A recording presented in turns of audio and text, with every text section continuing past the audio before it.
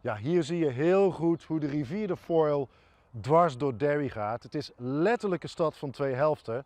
Voor de Troubles, de burgeroorlog in Noord Ierland, ja, woonden katholiek en protestant dwars door elkaar. Maar met het uitbreken van het geweld 50 jaar geleden trokken alle katholieken naar die kant, naar de westoever. En de protestanten verhuisden naar de oostkant. En het is een scheiding die tot op de dag van vandaag voortduurt. Hebben de Goede Vrijdagakkoorden deze twee groepen nu bij elkaar gebracht?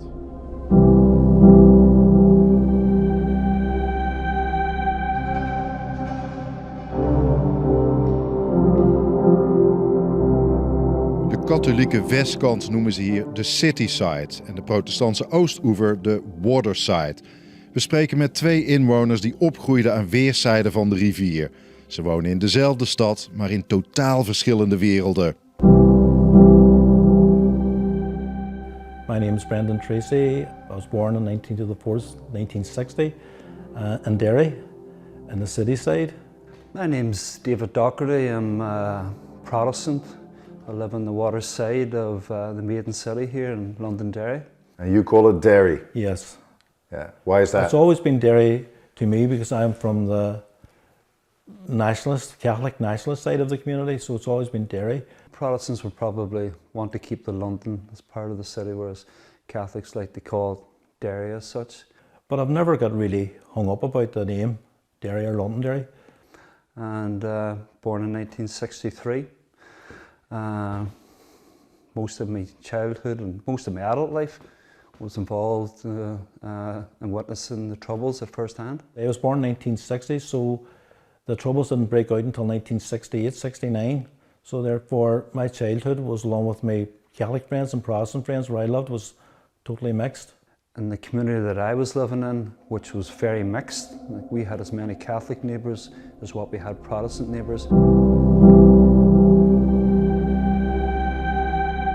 Maar dat veranderde dramatisch met het uitbreken van het Noord-Ierse conflict.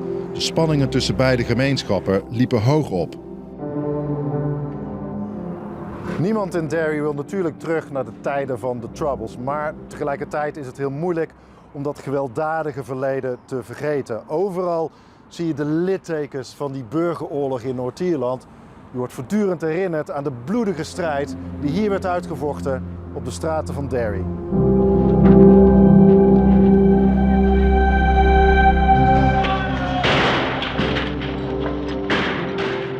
Het absolute dieptepunt was Bloody Sunday, een dag die gegrift is in de ziel van de stad. Op 30 januari 1972 schoot het Britse leger 14 onschuldige katholieke demonstranten dood. I do vividly remember Bloody Sunday, and it been on the news, breaking in the news about the trouble, and the shots had been fired.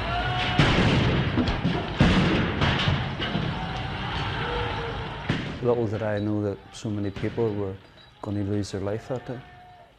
I remember more from Bloody Sunday onwards. I remember then what happened, the aftermath of it, and the Troubles just from 72 to 76 got really intense.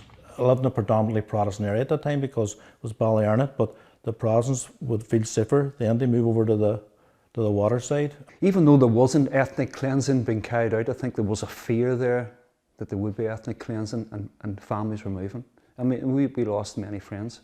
And then the two communities got really separated by the river. Yes, I lived in a Catholic area then, went to a Catholic school, so meeting Protestant friends it wouldn't have happened. They were afraid to go out at night, you know. Through the 70s then, when you got the legal age for going out at 18, you'd have went to your own area, your own bars. You wouldn't have mixed in Protestant areas. But you were afraid to go out at night because there was violence, bombs, There were soldiers. violence, bombs, sectarian killings, things like that. Op 10 april 1998 werd het Goede Vrijdagakkoord ondertekend.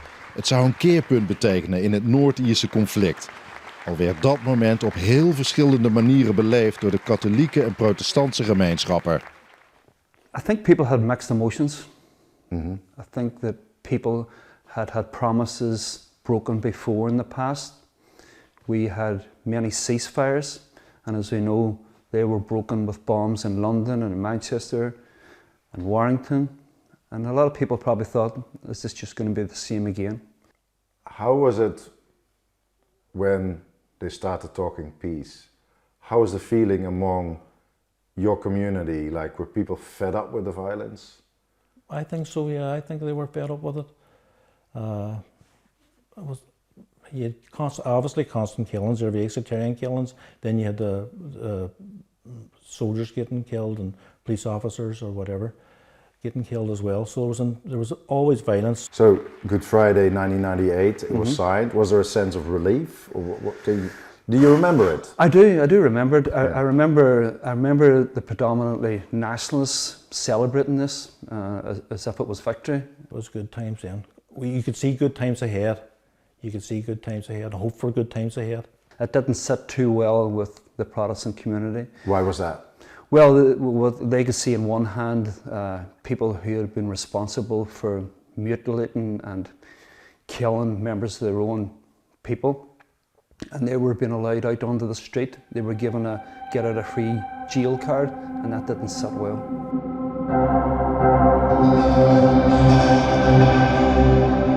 Dat wantrouwen is nooit helemaal weggegaan. Deze wijk heet de Fountain.